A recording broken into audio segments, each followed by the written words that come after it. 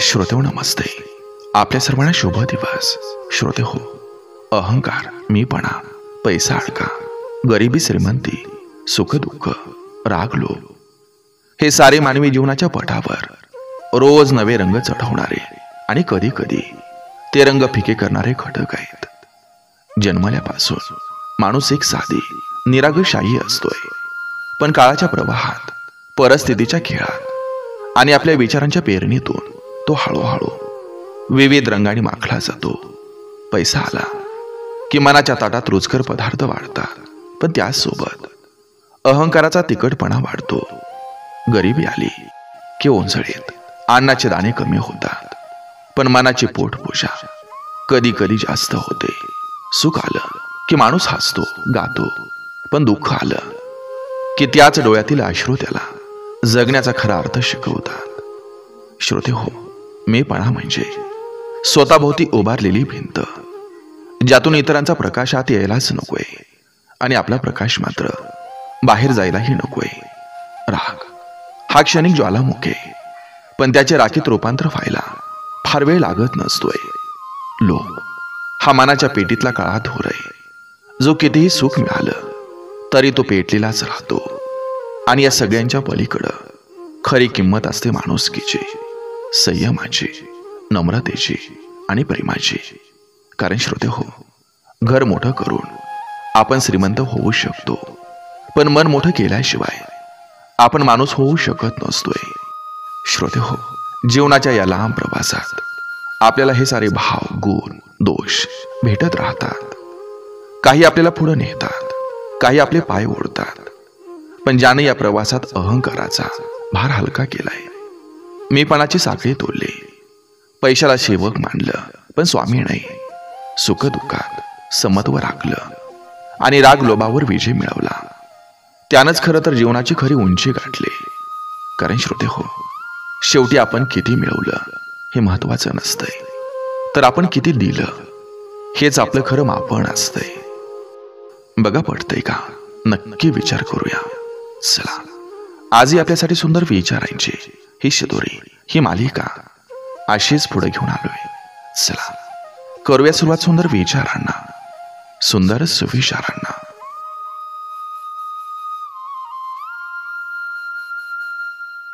वासनांचा ज्वालामुखी कधी समाधान देत नाही, तो फक्त आयुष्याची राख करून टाकतो. क्षणिक सुखाची लालसा ही सुरुवातीला गोड वाटते, पण शेवटी ती आपल्या व्यक्तिमत्वाचा, कुटुंबाचा आणि समाजातील सन्मानाचा भस्मासूर ठरते. संयम हाच खरी सुखाची गुरु किल्ली आहे.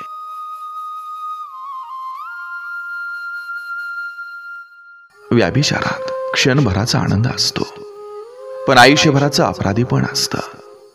चुकीच्या नात्यांचा मोह हा सुरुवातीला नशेसारखा वाटतो, पण तो नात्यांची पायाभरणी खिळखिळी करतो आणि अंतःकरणाला कधीही शांत झोप मिळू देत नाही. गैरकृत्याचा पहिला पाऊल छोटा असतो, पण त्याचा पडझड हा खोलवर असतो. चुकीचं पाऊल टाकणं सहज शक्य असतं, पण त्यातून बाहेर पडण्यासाठी वर्ष लागतात. म्हणून लहान चुकीलाही फक्त एवढंच म्हणून दुर्लक्ष करू नये. अनैतिक मार्ग गाठायला सोपा असतो, पण सोडायला कठीण असतो. चुकीचे मार्ग सुरुवातीला गुळगुळीत आणि सोयीचे वाटतात, पण नंतर तिथे काटेरी वाळवंट सापडतं. योग्य वेळी परत फिरणं हा शहाणपणाचा मार्ग असतो.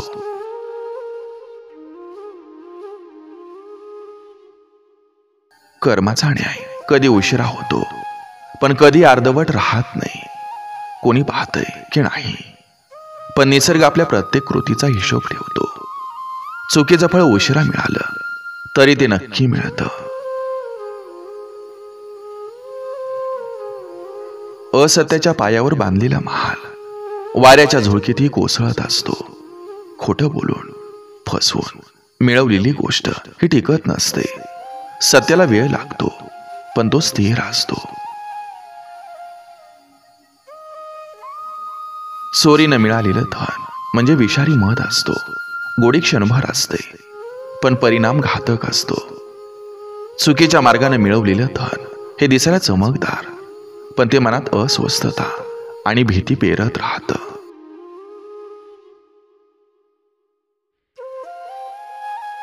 चुकीच्या मार्गाने मिळवलेली संपत्ती ही मनातल्या शांततेची चोरी करते. बाहेरून ऐश्वर्य, पण आतून बेचैनी असते.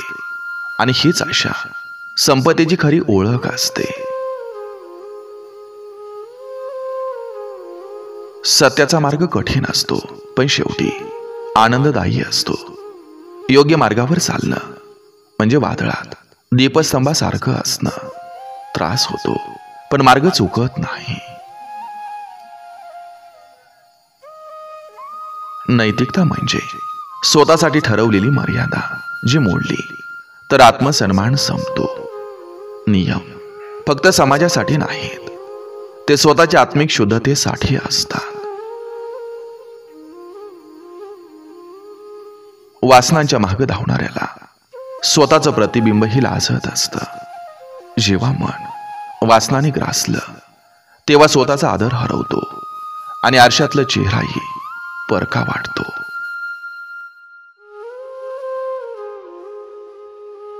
व्याभिचाराची वाट गोड बोलाने सुरू होते आणि लाजेच्या गर्तेत संपते. सुरुवातीचे संवाद मोहात पाडतात, पण शेवटी ते नातेसंबंधांना नष्ट करून टाकतात. गैरकृत्याचं फळ कधी गोड नसतं, ते फक्त फसवेगिरीनं रंगवलेलं असतं. चुकीचं फळ किती सुंदर दिसलं तरी त्याचा गाभा रिकामा आणि तो विषारी असतो. अनैतिक मार्गाने कमावलेली गोष्ट म्हणजे मातीच्या घरात ठेवलेली मेणबत्ती असते. दिसायला तेजस्वी, पण स्वतःचं अस्तित्व आणि इतरांचं आयुष्य जाळून टाकणारी.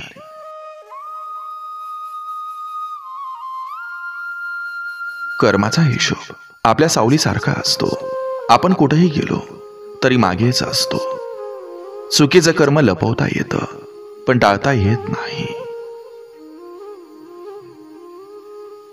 असत्य बोलून जिंकलेला वाद म्हणजे पाण्यावर लिहिलेले शब्द असतात. ते दिसतात पण टिकत नाहीत. सत्यच कायम टिकणारं असतं. चोरी म्हणजे आत्मसन्मानाची आत्महत्या असते. चोरी ही फक्त वस्तूची नाही, तर आपल्या चारित्र्याची हानी असते. चुकीच्या मार्गाने मिळवलेलं सुख म्हणजे उधार घेतलेला आनंद असतो.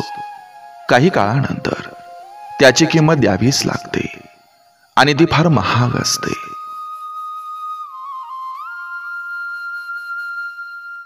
सत्याचा मार्ग निवडणं म्हणजे स्वतःशी प्रामाणिक राहणं. आपण स्वतःला फसवलं तर दुसऱ्यांची फसवणूक सहज होते. नैतिकतेचं पालन करणं म्हणजे मनाला ताजेपणा देणं. जेव्हा आपण योग्य वागतो तेव्हा अंधकरण नेहमी हलकं वाटतं. वासनाने जिंकलेलं मन कोणत्याही वादळाशिवाय कोसळतं. वासनांची सत्ता ही नाजूक काचेसारखी असते, क्षणात फुटते. व्याभिचार म्हणजे विश्वासघाताचा साक्षात्कार. हा फक्त शारीरिक नाही, तर भावनिक, मानसिक आणि सामाजिक नात्यांचा विश्वासघात असतो. गैरकृत्य लहान असो किंवा मोठा असो, त्याचा कलंक सारखाच असतो. चूक ही चूकच असते. तिचं वजन आकारावर अवलंबून नसतं. अनैतिक मार्गावर चालणाऱ्याला रस्ता दिसत नाही, फक्त सावल्या दिसतात. चुकीच्या वाटांवर प्रकाश नसतो, फक्त भीती, संशय आणि अस्थिरता असते. कर्माचा नियम पेराल तेच उगवेल. वाईट पेरून चांगलं उगवेल अशी अपेक्षा ठेवणं हे मूर्खपणाचं लक्षण असतं. असत्य बोलणारा स्वतःच्या खोट्याचा कैदी होतो. खोटं टिकवण्यासाठी आणखी खोटं बोलावं लागतं आणि त्यात माणूस स्वतःच अडकत जातो.